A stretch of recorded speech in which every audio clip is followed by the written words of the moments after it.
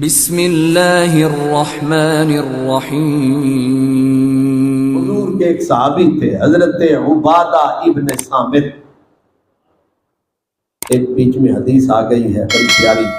حضرت عبادہ بن صامت وہی صحابی ہیں، آخری وقت تھا، آنکھوں میں آنسو تھے، ہچکی لگی ہوئی تھی موت کی، تو کہنے لگے لوگوں ایک حدیث سن لو غور سے۔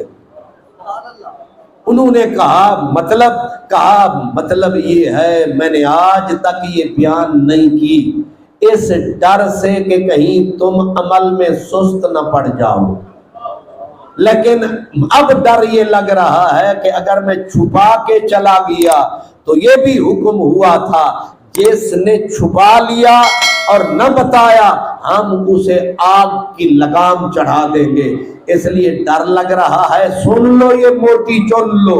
کہا مدینے والے نے بولا تھا انہی کانوں سے میں نے سنا تھا، حضور نے فرمایا تھا جو کلمہ لا الہ الا اللہ پڑھ لے گا وہ جیسا بھی ہوگا کوئی مائی کلال اسے جنت سے نہیں ہوگا۔